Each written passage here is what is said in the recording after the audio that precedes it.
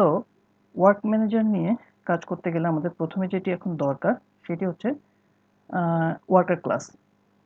এখন ওয়ার্কার ক্লাসটাকে, যেহেতু এটা অ্যাবস্ট্রাক্ট ক্লাস, সো আমাদের একটা নিজস্ব ওয়ার্কার ক্লাস তৈরি করতে হবে এবং সেটা থেকে এক্সটেন্ড করে নিতে হবে ওয়ার্কার ক্লাসটাকে। তো তার জন্য কি করতে পারি, প্যাকেজে যে একটা সিম্পল জাভা ক্লাস তৈরি করি, নাম দিই মাই ওয়ার্কার। আপনার চাইলে যে কোনো নাম দিতে পারেন আপনাদের সুবিধা অনুযায়ী, এবং এক্সটেন্ড করব ওয়ার্ক ম্যানেজারের ওয়ার্কার ক্লাসকে। ওকে, এখন কি এরর দিচ্ছে দেখি। Class my worker must be either declared abstract or implement abstract method do work in worker। আচ্ছা, ওয়ার্কারের ভিতরে একটা মেথড আছে ডু ওয়ার্ক, সেই মেথডটাকে আমাদের ইমপ্লিমেন্ট করে নিতে হবে। তো আমি ইমপ্লিমেন্ট করলাম। এখন এই ডু ওয়ার্ক মেথডটাই হচ্ছে আমাদের মেইন মেথড। এই মেথডের মধ্যে অ্যাকচুয়ালি আমাদের টাস্কটি করতে হবে, কারণ আমরা যাই করি না কেন এই মেথডের মধ্যে সেটি ব্যাকগ্রাউন্ডে কাজ করবে। এই মেথডটির রিটার্ন টাইপ হচ্ছে রেজাল্ট। রেজাল্টে আমরা পরে আসছি। সো এখন আরও একটা এরর দিচ্ছে। সো দেখি কি, there is no default constructor available in worker class। আচ্ছা, সো আমাদের এই ওয়ার্কার ক্লাসটাকে কাজ করানোর জন্য একটা ডিফল্ট কনস্ট্রাক্টর দরকার পড়বে। কনস্ট্রাক্টরটা ক্রিয়েট করি। এখন কেন কনস্ট্রাক্টর লাগবে সেটা কারণ হচ্ছে, যখনই আমরা ওয়ার্কার ক্লাসকে ইমপ্লিমেন্ট করব তখনই ওয়ার্কার ক্লাসের কাছে আমাদের এই অ্যাপ্লিকেশনের যে কনটেক্সটটা, সেই কনটেক্সটটাকে পাঠাতে হবে এবং কিছু ওয়ার্ক প্যারামিটার পাঠাতে হবে। সেটা আমরা এই সুপার মেথডের কাছে পাঠাচ্ছি এবং এই পাঠানোর ফলে মাই ওয়ার্কার ক্লাসের সাথে ওয়ার্কার ক্লাসের একটা মিলবন্ধন তৈরি হচ্ছে বা ব্রিজ তৈরি হচ্ছে। ওকে, নাও আমরা কি কাজ করতে পারি। আমি এই ভিডিওর জন্য বা এই ওয়ান টাইম প্রজেক্টের জন্য একটা নোটিফিকেশন ক্রিয়েট করব, সিম্পল নোটিফিকেশন। তো সেটা করার জন্য একটা মেথড তৈরি করি আলাদা, প্রাইভেট ভয়েড ডিসপ্লে নোটিফিকেশন। মেথডটি দুটি প্যারামিটার নেবে, একটা স্ট্রিং নাম দিতে পারি টাস্ক, এবং আরেকটা স্ট্রিং প্যারামিটার নেবে, সেটা হচ্ছে ডেসক্রিপশন।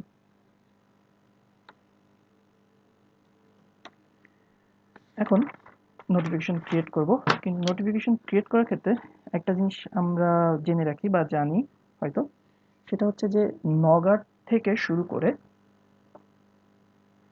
নোটিফিকেশন শো করার জন্য নোটিফিকেশন চ্যানেল ক্রিয়েট করতে হয়। নগাটে আগ পর্যন্ত দরকার পড়তো না, নগাট থেকে শুরু করে এটার দরকার পড়ে। সো আমাদের এটার একটা চেকিং রাখতে হবে যে আমাদের ডিভাইসটি যদি কি বলে নগাটের সমান বা নগাট থেকে বড় হয়, তাহলে আমাদেরকে নোটিফিকেশন চ্যানেলটা ক্রিয়েট করে নিতে হবে।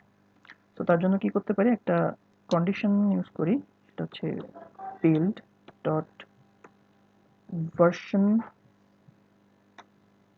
ডট এসডিকে ইন্ট, অর্থাৎ যেটা আমাদের যে ডিভাইসে এই অ্যাপটা চলবে সেই ডিভাইসের এসডিকে ভার্সন, সেটা greater is equal to build dot version codes dot O, অর্থাৎ এপিকে লেভেল 26 এর সমান বা 6 এর থেকে বড় হলে চ্যানেল ক্রিয়েট করবে, না হলে দরকার নেই। এখন চ্যানেল ক্রিয়েট করতে গেলে আবার আরো একটা জিনিসের দরকার পড়বে, সেটা হচ্ছে নোটিফিকেশন ম্যানেজার। তো ক্রিয়েট করে ফেলি, ম্যানেজার, নাম দিই ম্যানেজার ইজ ইকুয়াল টু। এখন নোটিফিকেশন ম্যানেজার ক্রিয়েট করতে গেলে আমাদের অ্যাকচুয়ালি সিস্টেম সার্ভিসকে কল করতে হবে। তার জন্য মেথড হচ্ছে গেট সিস্টেম সার্ভিস, কিন্তু আমরা যেহেতু অ্যাক্টিভিটির বাইরে, আমরা গেট সিস্টেম সার্ভিস কল করলে আমাদেরকে এরর দিবে। যার জন্য আমাদেরকে গেট সিস্টেম সার্ভিসকে কল করার জন্য একটা কনটেক্সট পাঠাতে হবে তার কাছে। সো সেই কনটেক্সট আমরা কীভাবে পাবো, get application context dot get system service. Parameter একটা স্ট্রিং দিতে হবে, সেটা একটা আমরা প্রি ডিফাইন্ড কনস্ট্যান্ট দিব, সেটা হচ্ছে কনটেক্সট ডট নোটিফিকেশন সার্ভিস গেল। এখন আবার একটা এরর দিচ্ছে, সেটা হচ্ছে রিকোয়ার্ড নোটিফিকেশন ম্যানেজার কিন্তু একটা অবজেক্ট পাচ্ছে। সো আমাদেরকে এটাতে কাস্ট করে দিতে হবে। কাস্ট কি করব, নোটিফিকেশন ম্যানেজার, ডান। একটু এটা সরাই দিই তাহলে আমাদের দেখতে সুবিধা হবে। ওকে, নাও আমাদের নোটিফিকেশন ম্যানেজার তৈরি হয়ে গেছে। আমাদের নোটিফিকেশন চ্যানেল তৈরি করার পালা। ভিতরে আসি, নোটিফিকেশন চ্যানেল অবজেক্ট ক্রিয়েট করব, নাম দিই channel is equal two new notification channel. এবং এখানে আমরা দেখতে পাচ্ছি এর তিনটা প্যারামিটার দিতে হবে, একটা হচ্ছে স্ট্রিং আইডি, তারপর নেম এবং ইম্পর্টেন্স। অর্থাৎ এই যে আমরা নোটিফিকেশন চ্যানেলটা কি করব, ক্রিয়েট করব, এটার ইম্পর্টেন্সটা কত, ইম্পর্টেন্স ডিফল্ট না ম্যাক্সিমাম না মিনিমাম, সেগুলো। তো আইডি হিসেবে আমি আমার নাম দিই তুষার, তারপর নেম হিসেবেও আমার নাম দিই,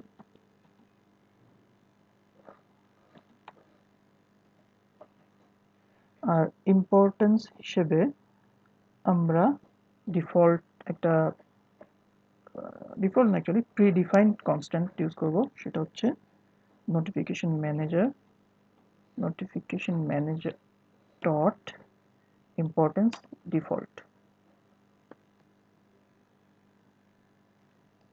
আর এবার কি করতে হবে, এবার করতে হবে ম্যানেজার অবজেক্টটাকে নিয়ে manager dot create notification channel, শুরুতেই আছে, দিয়ে আমাদের চ্যানেলটা দিয়ে দিতে হবে এর মাঝে, চ্যানেল অবজেক্টটাকে। ওকে, আমাদের নোটিফিকেশন চ্যানেল ক্রিয়েটেড। নাও আমরা আমাদের নোটিফিকেশনটাকে ক্রিয়েট করব। নোটিফিকেশনটাকে ক্রিয়েট করার জন্য আমরা নোটিফিকেশন কম্প্যাট ইউজ করব। নোটিফিকেশন কম্প্যাট ডট বিল্ডার, নাম দিই builder is equal to new notification compat dot builder। এখানে ফার্স্ট প্যারামিটার হিসেবে আমাদের লাগবে একটা কনটেক্সট। সো আমরা সেই আগে গেট অ্যাপ্লিকেশন কনটেক্সট ইউজ করতে পারি। এবং সেকেন্ড প্যারামিটার হিসেবে একটা চ্যানেল আইডি দরকার। সো এটাও আমার নাম দিই। তারপর আরও কিছু জিনিস অ্যাড করব, তার জন্য আমরা ডট দিয়ে একই সাথে করে দিতে পারি, আলাদা আলাদা করে বিল্ডার ডট সেট টাইটেল বা বিল্ডার ডট সেট এই ওই ভেবে দিতে হবে। তো একসাথে করে দেওয়াটা মানে কোড করার জন্য সুবিধাজনক। তো কী কী আমরা সেট করবো, আপাতত অনেক কিছুই সেট করা যায়, আপাতত আমরা তিনটা জিনিস সেট করব। এটা হচ্ছে সেট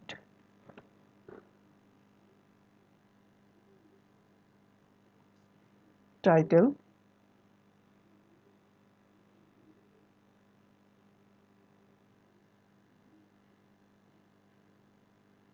সেট টাইটেলটা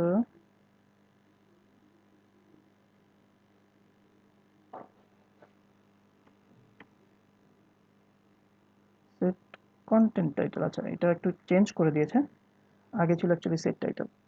তো সেট কন্টেন্ট টাইটেলে আমরা যে টাস্কটি পাঠাচ্ছি আমাদের প্যারামিটারে, সেই টাস্কটি দিয়ে দেব। তারপর সেট কন্টেন্ট টেক্সট, বা দেখি এখানে কি নাম করছে, সেট কন্টেন্ট টেক্সট, ঠিক আছে, এটার নাম ঠিক আছে। এখানে দেব আমরা আমাদের ডেসক্রিপশন ডট, আমরা একটা আইকন সেট করব, স্মল আইকন। আপাতত ডিফল্ট মিট ম্যাপের মধ্যে যে একটা আইকন আছে সেটা দিয়ে দিব, লঞ্চার আইকন। আপনার চাইলে যে কোনো আইকন দিতে পারেন। শেষ আমাদের বিল্ডার অবজেক্ট ক্রিয়েট করা।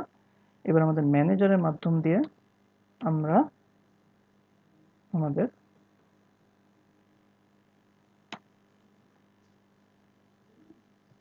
বিল্ডার অবজেক্টটি চালু করে দেব। তো এটার জন্য কি লাগবে, নোটিফাই মেথডের প্যারামিটার হিসেবে দিতে হবে আইডি। আইডি আপাতত 1 দিই এবং যে নোটিফিকেশনটা আমরা ক্রিয়েট করলাম সেটা। তো আমরা তো অ্যাকচুয়ালি নোটিফিকেশন ক্রিয়েট করিনি, আমরা বিল্ডার ক্রিয়েট করেছি। তো বিল্ডারকে বিল্ড করলেই আমরা নোটিফিকেশন পেয়ে যাব। তো এই জন্য বিল্ডার ডট বিল্ড, যেটা একটা নোটিফিকেশন রিটার্ন করে, নোটিফিকেশন অবজেক্ট। নাও আমাদের ডিসপ্লে নোটিফিকেশনের জন্য যা যা দরকার সব করা কমপ্লিট। এবার এই মেথডটাকে আমরা ডু ওয়ার্কের মধ্যে কল করব। তো ডিসপ্লে নোটিফিকেশন এবং প্যারামিটার হিসেবে দুইটা স্ট্রিং পাঠাবো, নাম দিই ডেমো টাস্ক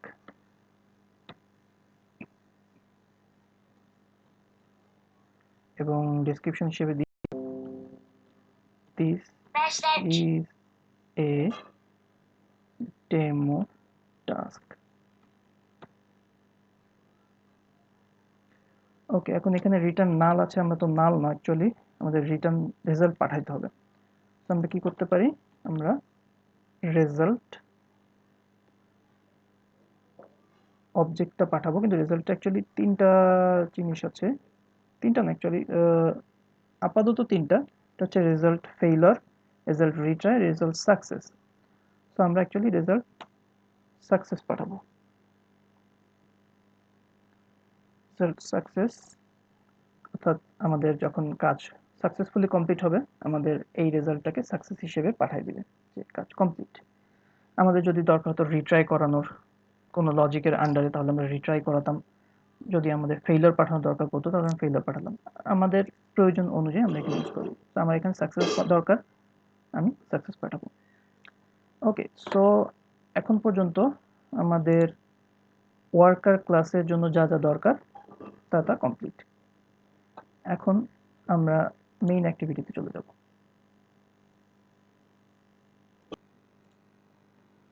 সো এখন পরবর্তী যে কাজটা করতে হবে সেটা হচ্ছে আমাদের একটি ওয়ার্ক রিকোয়েস্ট তৈরি করতে হবে।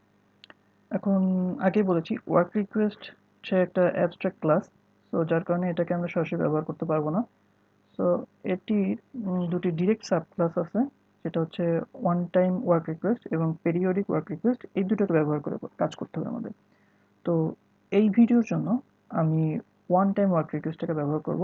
এর পরের ভিডিওতে আমরা পেরিওডিক ওয়ার্ক রিকোয়েস্ট নিয়ে কাজ দেখব।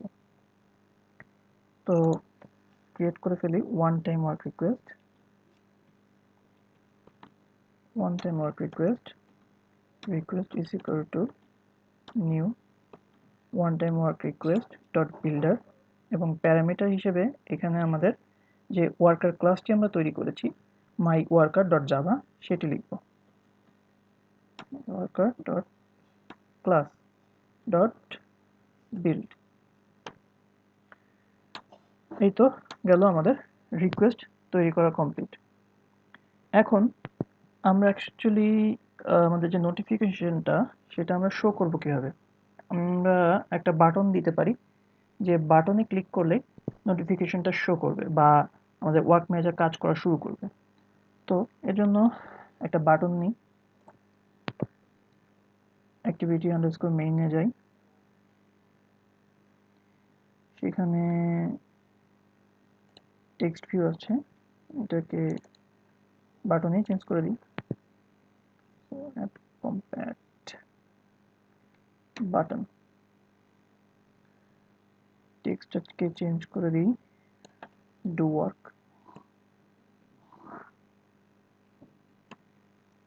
ওকে, আমাদের button complete.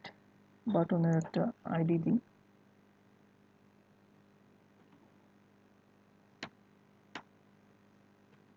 Button to work. ওকে, এবার মেইন অ্যাক্টিভিটিতে আসি। এখানে অ্যাপ কম্প্যাক্ট বাটনের একটা অবজেক্ট নিই, বাটন টু ওয়ার্ক। এরপর button do work is equal two find view by id r dot id dot button do work এর সাথে আমাদের কানেকশন করা হয়ে গেল XML ফাইলের সাথে। এরপর button do work dot set on click listener new on click listener. এবার অন ক্লিকের মধ্যে আমাদের কাজ করতে হবে, কি কাজ সেটা হচ্ছে ওয়ার্ক ম্যানেজার নিয়ে কাজ। সো এখন ওয়ার্ক ম্যানেজারকে আমাদের এই রিকোয়েস্টটাকে পাঠিয়ে দিতে হবে। এরপর ওয়ার্ক ম্যানেজার তার সুবিধা মতো সে কাজটা করবে। কি কাজ করবে কিভাবে লিখবো সেটা হচ্ছে wrk work manager dot guest instance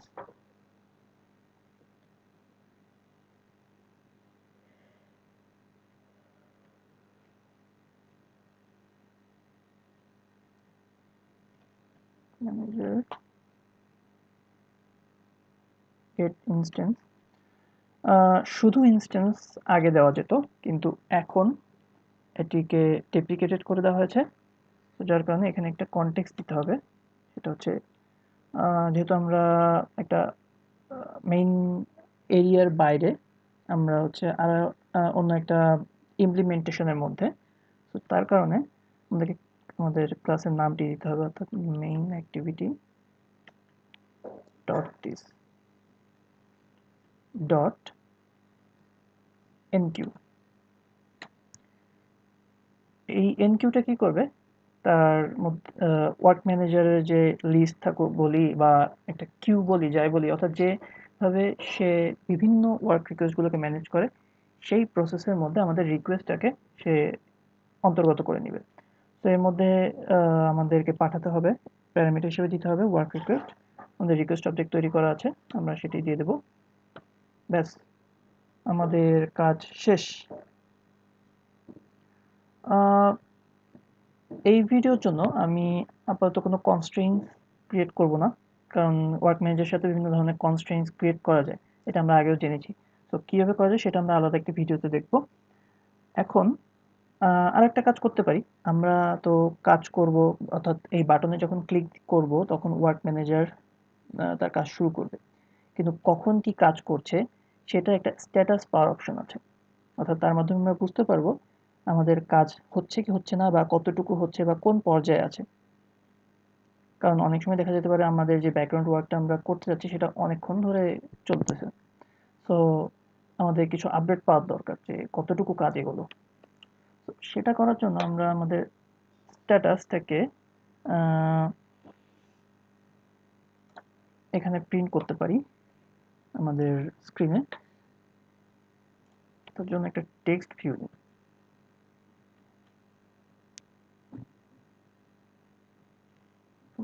text view with match parent দিই, height wrap content দিই, একটা আইডি দিয়ে দিই, পরে কাজে লাগবে টিভি স্ট্যাটাস। ওকে, এবার এটাকে নিচে নিয়ে আসি, এখন পর্যায়ে থাক যাতে দেখা যায়। Okay, I think it's okay enough. এবার মেইন অ্যাক্টিভিটিতে চলে আসি, private app compat text view TV status. এখানে ইনিশিয়ালাইজ করে ফেলি।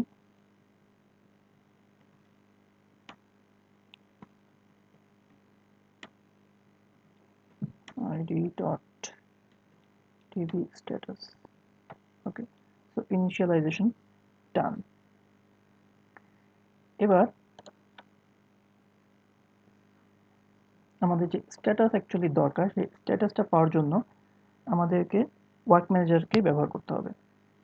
সো ওয়ার্ক ম্যানেজারকে কীভাবে আমি ব্যবহার করে আমরা স্ট্যাটাস পাবো সেটা হচ্ছে আবার work manager dot gate instance context. এটা যেহেতু আমরা নর্মাল অ্যাক্টিভিটির মধ্যেই আছি, অর্থাৎ অ্যাক্টিভিটি মেথডের মধ্যে আছি, এখানে দিস দিলে কাজ হবে। Okay, dot get work info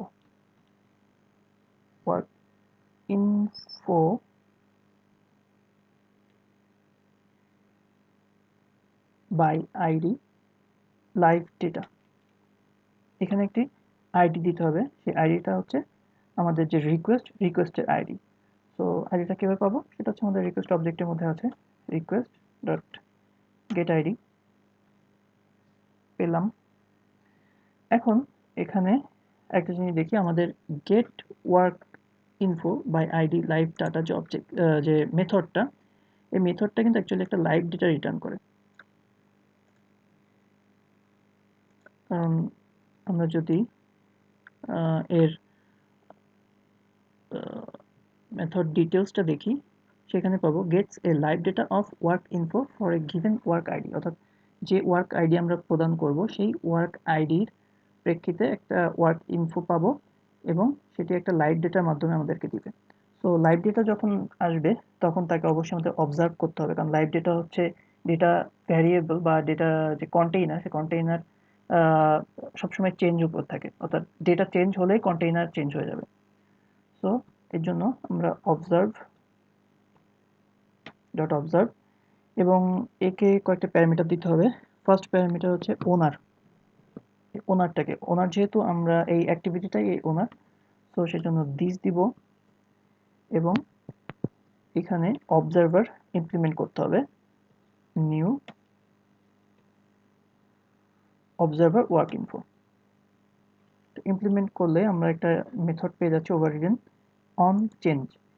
এই অন চেঞ্জ মেথডটাই অ্যাকচুয়ালি বারবার কল হয়। বারবার বলতে যতবার ডেটা চেঞ্জ হবে, আমাদের এই ক্ষেত্রে স্ট্যাটাস, যতবার স্ট্যাটাস চেঞ্জ হবে ততবারই এই অন চেঞ্জ মেথড কল হবে এবং স্ট্যাটাস রিলেটেড সকল ইনফো, অর্থাৎ আমাদের ওয়ার্ক রিলেটেড সকল ইনফো এই ওয়ার্ক ইনফো অবজেক্টের মধ্যে চলে আসবে। এই ওয়ার্ক ইনফো অবজেক্ট থেকে আমরা অ্যাকচুয়ালি আমাদের স্ট্যাটাসটা বের করতে পারি। তো এর জন্য কি করব, সহজভাবে যদি করি তাহলে একটা স্ট্রিং অবজেক্ট নিই, status string status okay is equal to work info অবজেক্টটা নিই, ইনফো ডট গেট কোনটা নিই, স্টেট, কারণ আমাদের স্টেটের স্ট্যাটাস লাগবে, ডট নেম, কোন স্টেটে আছে সেটার নেম আমরা স্ট্যাটাস অবজেক্টের মধ্যে পেয়ে যাব। নাও এটাকে আমাদের টেক্সট ভিউ এর মধ্যে শো করতে হবে। তাহলে টিভি স্ট্যাটাস ডট, আমরা যেহেতু স্ট্যাটাস চেঞ্জ হইতে পারে, চেঞ্জ হবে অ্যাকচুয়ালি, সো একটা টেক্সট ভিউতে আমরা একাধিক ডেটা দেখানোর জন্য অ্যাপেন্ড ইউজ করতে পারি। সো আমি অ্যাপেন্ড ইউজ করব, অ্যাপেন্ডের মধ্যে স্ট্যাটাস প্লাস দিয়ে একটা নিউ লাইন ক্যারেক্টার দিই, যাতে করে ডাটা চেঞ্জ যখন হবে তখন আমরা পরের লাইনে আসতে পারবো। ওকে, আই থিঙ্ক আমাদের সব কাজ শেষ। হ্যাঁ, সব কাজ শেষ। এখন আমরা অ্যাপ চালু করতে ডু ওয়ার্কে ক্লিক করলে পরেই আমাদের যেরকম নোটিফিকেশনটা আমরা দেখতে পারবো, সেরকমই এখানে স্ট্যাটাসও দেখতে পারবো, আমাদের ওয়ার্কের স্ট্যাটাস। তো আমরা স্টার্ট করি অ্যাপটা। সো গাইস, আমাদের অ্যাপটি ইনস্টল হয়ে গেছে। এই যে আমাদের ডু ওয়ার্ক বাটনটাতে ক্লিক করব। এই যে আমাদের নোটিফিকেশন চলে এসেছে। আমাদের নোটিফিকেশনের টাইটেল ছিল ডেমো টাস্ক এবং ডেসক্রিপশন ছিল this is a demo task. তো আমাদের নোটিফিকেশন চলে এসেছে, আমাদের ওয়ার্ক ম্যানেজার ঠিকমতো কাজ করছে এবং বাম সাইডের নিচের দিকে আমরা লক্ষ্য করলে দেখতে পারবো আমাদের যে স্ট্যাটাস বার ছিল, যেটা স্ট্যাটাস দেওয়ার জন্য, সেখানে প্রথম যে স্ট্যাটাসটি এসছে ইনকিউড, এটি যখন ওয়ার্ক ম্যানেজার ফার্স্ট ইনকিউ করেছে আমাদের রিকোয়েস্টটাকে, তখন এই স্ট্যাটাসটি এসছে। এরপর রানিং, অর্থাৎ আমাদের টাস্কটি রান হচ্ছে, তারপরে সাকসিডেড, যখন আমাদের কাজটি কমপ্লিট হয়েছে সাকসেসফুলি, তখন সাকসিডেড। সো এইভাবে আমরা ওয়ান টাইম ওয়ার্ক রিকোয়েস্ট দিয়ে কাজ করতে পারি। নেক্সট ভিডিওতে আমি পিরিয়ডিক ওয়ার্ক রিকোয়েস্ট নিয়ে কাজ করব। তো ততক্ষণ পর্যন্ত সবাই ভালো থাকবেন, আর ভিডিওটি ভালো লাগলে লাইক করুন, কমেন্ট করুন, শেয়ার করুন আর চ্যানেলটি সাবস্ক্রাইব করুন। Thank you.